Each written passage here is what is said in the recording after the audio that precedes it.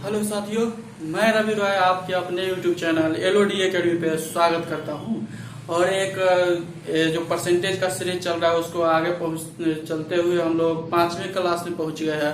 और 5वीं क्लास में क्षेत्रफल पे आधारित और आयतन पे आधारित जो क्वेश्चन बनते हैं उनको आज देखेंगे, जो कि यहाँ पे 5 क्वेश्चन लिखे हैं उस सबको देखेंगे। और इससे पहले जो मेरा जो फर्स्ट वीडियो था बेसिक, और वो सब को नहीं देखे हैं तो सबसे पहले उस सब को देख ले, उसके बाद बेहतर से समझ में आएगा और मजा भी आएगा। तो चलिए आज के टॉपिक को स्टार्ट करते हैं। उससे पहले एक बात और, अगर मेरे वीडियो को लाइक नहीं किए हैं तो लाइक करें, और अगर अच्छा लगे तो उसके लिए सब्सक्राइब करें, क्योंकि सब्सक्राइब करने में कुछ नहीं जाता है। तो चलिए आज के टॉपिक को स्टार्ट करते हैं। सबसे पहले बात आती है ये भी फार्मूला की, जो कि जनरली अक्सर लोग क्या करते हैं, इसको देखते ही ये भी फार्मूला का यूज करते हैं। क्योंकि हमने बताया था कि ये भी फार्मूला का यूज कब करना है, तो गुणनफल के रूप में दिखे तब करना है। लेकिन गुणनफल के रूप में दिखता है तब करना है। लेकिन यहाँ पे एक बात और, कि अगर गुणनफल के रूप में दिया है तो उसको थोड़ा सा ध्यान में रखते हुए उसको यूज करेंगे। तो चलिए आज के क्वेश्चन को सबसे पहले देखते हैं। ए बी फार्मूला यहाँ लिख लेते हैं। A B formula A plus minus B plus minus A into B by 100। तो ए है मेरा ए बी फार्मूला। तो चलिए इसको क्वेश्चन को देखते हैं। एक आयत की लंबाई में 20% की वृद्धि कर दी गई, और यदि क्षेत्रफल को समान रखा जाए, यानी कि क्षेत्रफल में कोई परिवर्तन नहीं किया जाए, तो चौड़ाई में कितने प्रतिशत की कमी करनी होगी। तो यहाँ पे देख रहे हैं लंबाई में 20% की वृद्धि कर दी गई। तो यहाँ अक्सर लोग यही करते हैं कि ये भी फार्मूला का सीधे यूज कर देते हैं। लेकिन यहाँ पे ये भी फार्मूला का यूज नहीं होगा। क्यों नहीं होगा वो सब आपको डिस्कस करूंगा। लेकिन सबसे पहले ए बी फार्मूला पे हम भी निकाल लेते हैं, देखते हैं कितना आंसर आता है। तो ए बी फार्मूला का अगर यूज करेंगे तो 20% बढ़ा दिया तो 20 प्लस 20 प्लस 20 इंटू 20 बाई 100, यानी कितना हो गया 20 पंचे 5 चौका, यानी कि 20 20 40 44% तक हमको चौड़ाई को इसका मतलब कम करना होगा। लेकिन ये एकदम बिल्कुल गलत है। ये एकदम बिल्कुल गलत है, जो कि आप कहेंगे कि गलत कैसे है। तो चलिए हम उसको प्रूफ करके बताते हैं कि गलत कैसे है। सबसे पहले इसको आते हैं बेसिक पर। तो बेसिक हमने बताया था कि अगर आयत की लंबाई और चौड़ाई दिया है तो आयत का क्षेत्रफल सबसे पहले क्या होता है, तो क्षेत्रफल होता है लंबाई गुने चौड़ाई। यही ना होता है आयत के क्षेत्रफल बराबर लंबाई इंटू चौड़ाई। तो चलिए तो सबसे पहले देखते हैं जो पहले जो रहा होगा इसका लंबाई और चौड़ाई पहले क्या रहा होगा। तो पहले अगर 100 रहा होगा लंबाई, तो अब कितना तो पहले 100 रहा होगा लंबाई।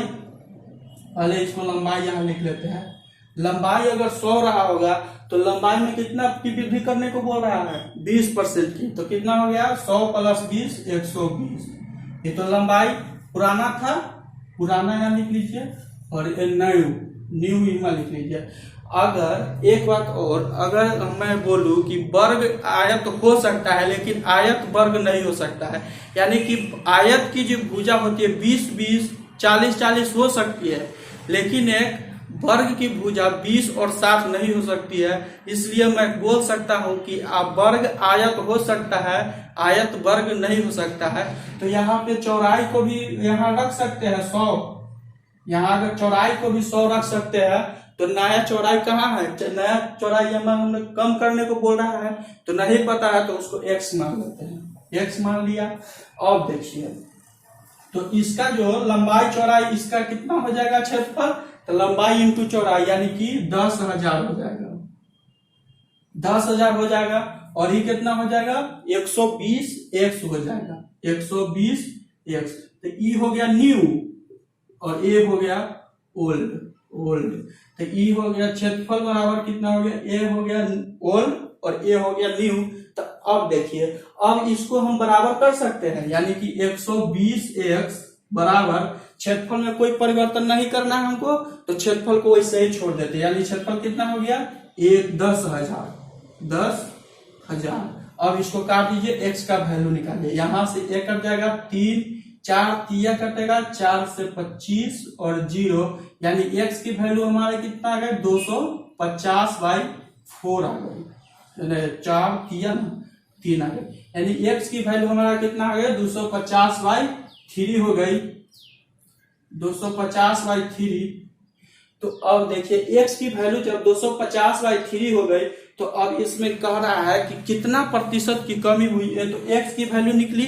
अब प्रतिशत की कमी हमको बोल रही है, तो पहले 100 थी, अब कितना हो गई, तो 100 में से इसको हटाएंगे तो हमारा कमी निकल जाएगा, यानी कि 100 माइनस 250/3 करेंगे, तो इसको अगर करेंगे कमी निकालने के लिए तो कितना हो जाएगा 300 माइनस 250, यानी 50/3।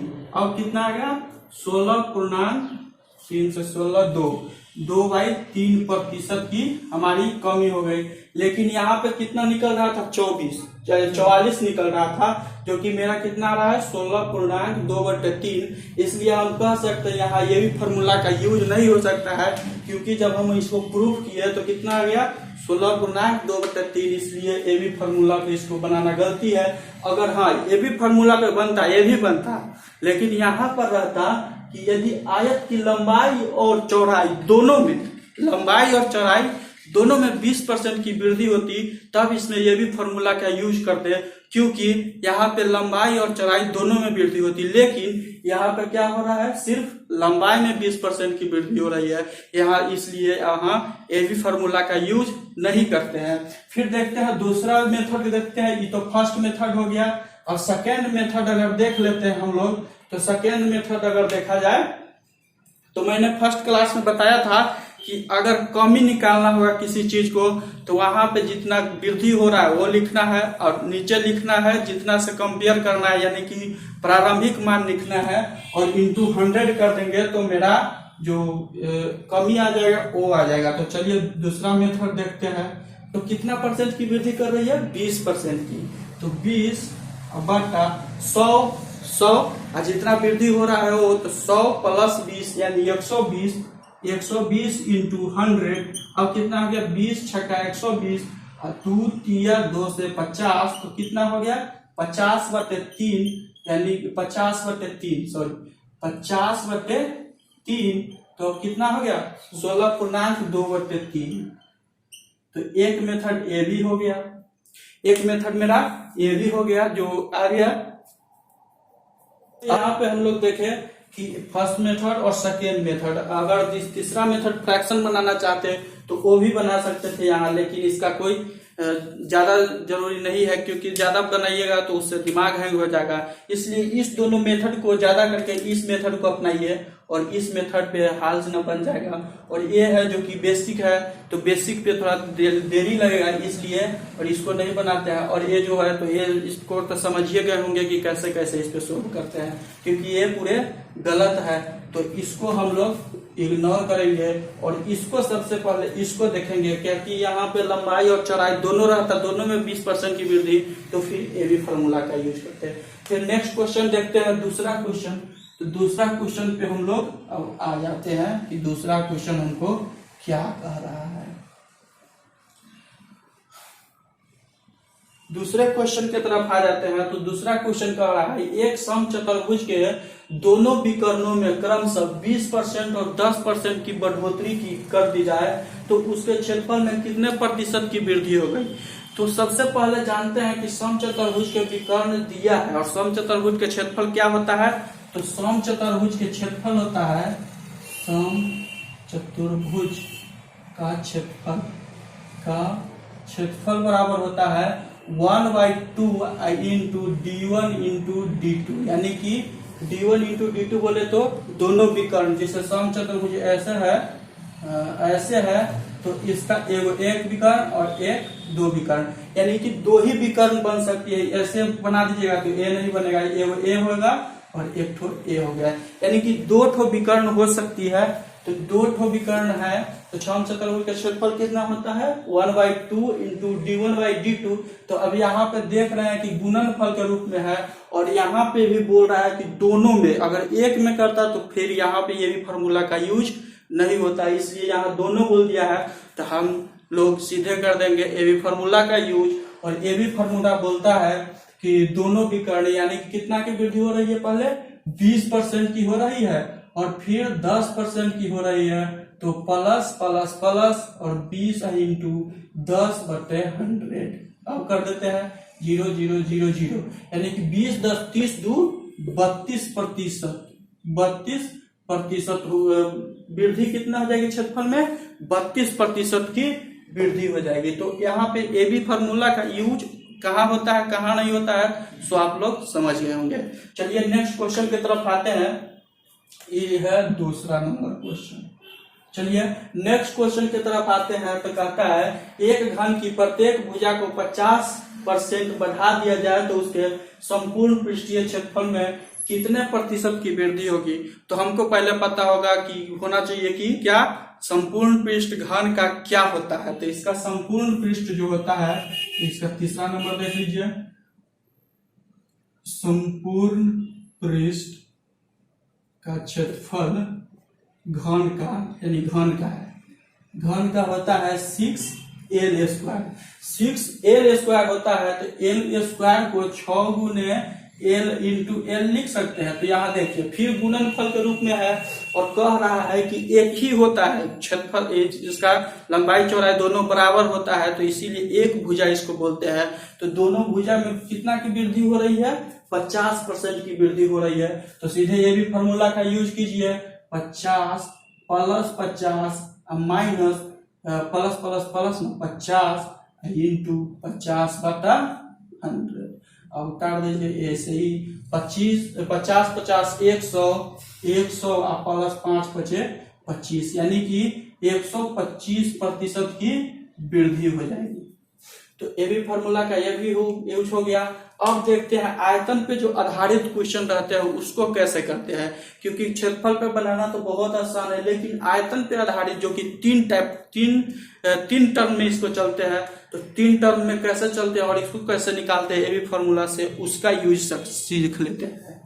तो चलिए इस दोनों को हटा देते हैं और चौथे की तरफ आते हैं।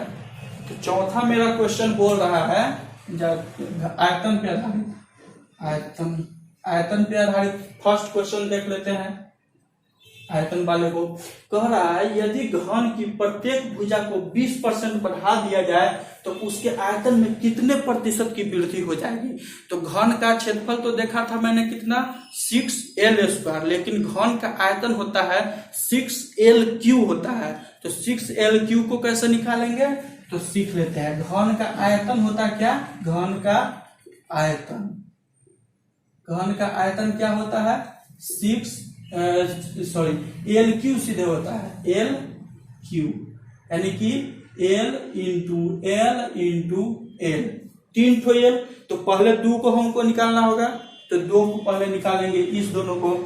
तो इस दोनों को अगर निकालेंगे हम लोग तो कैसे आएगा, पहले 20% की वृद्धि कर रही है, तो पहले 2 को निकाल लीजिए, 2L को पहले निकाल लेते हैं। तो 20% प्लस 20% प्लस 20 इंटू 20/100। अब काट देते हैं इसको, तो 20 20 40 प्लस 2 दूनी 4 यानी कि 20 20 40 प्लस 4 44% ऐसे आ गया। अब ये दूसरा फिर दूसरे टर्म में चलेंगे, क्योंकि यहाँ पे 3 टर्म में चलता है L 3 टर्म में, इसलिए इसको यहाँ पे छोड़ना गलत हो जाएगा। इसलिए अब तीसरे टर्म में चलते हैं। तो पहले दूसरा, तो 2 का तो वैल्यू इतना आ गया 44%, तो फिर 2 का वैल्यू 44%, अब प्लस फिर करेंगे 20 plus plus plus 20 into 20 into 44/100। 20 500 और 5 से कितना कटेगा, 5 8 40 और फिर 4 0 5 8 यानी कि 8.8 होगा। अब करिए 44 प्लस 20 कितना होगा, 64। 44 प्लस 20 64 प्लस 8.8, तो 8 और पॉइंट में तो 8 4 12 के 2 8 4 12 2 80 1 4 1 7 यानी 72.82 का वृद्धि जो होगा उसके आयतन में कितना की वृद्धि हो जाएगी, 72.8 की वृद्धि हो जाएगी। और कैसे हुई, तो पहले तो एल निकाल लिया, फिर एल का वैल्यू निकालना है। तो पहले 3 को तो एक टाइम में ए बी फॉर्मूला से नहीं निकाल सकते हैं, इसलिए इसको 3 टाइम में लेकर चले हैं। पहले 2 को निकाल लिया, फिर तीसरे को निकाल लिया। तो पहले 2 का 44% आ गया, फिर तीसरे में भी 20% की वृद्धि करनी है, तो तीसरे में देखिए 20% की वृद्धि, तो कितना हो गया 72.8%। तो यहाँ पे देख लीजिए कि आयतन में कैसे कैसे इसका यूज होता है, ये भी फॉर्मूला का कितने टर्म में चलते हैं। अगर L4 रहता तो फिर ये जो 72.8 आया है, फिर इसको कितना परसेंट बढ़ाते, 20% बढ़ाते।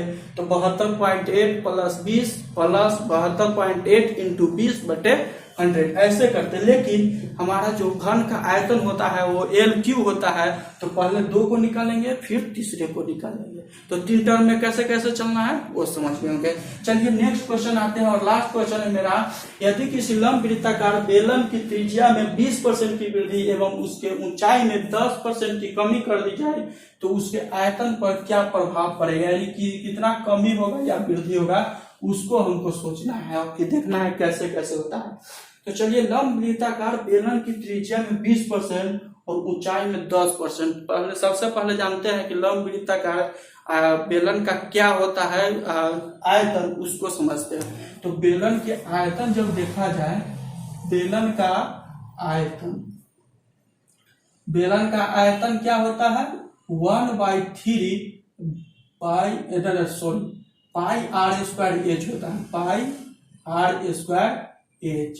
बेलन का आयतन क्या होता है, पाई r²। तो यहाँ पे पाई तो कांस्टेंट है, तो पाई को कांस्टेंट छोड़ देंगे, और r² यानी r इंटू h भी कहेंगे h।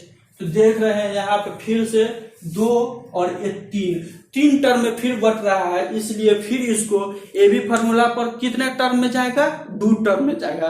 पहले 2 को निकालेंगे, फिर सेकेंड वाले को तीसरा में जाएंगे, और पाई तो कांस्टेंट है, तो पाई का कोई वैल्यू नहीं रहेगा।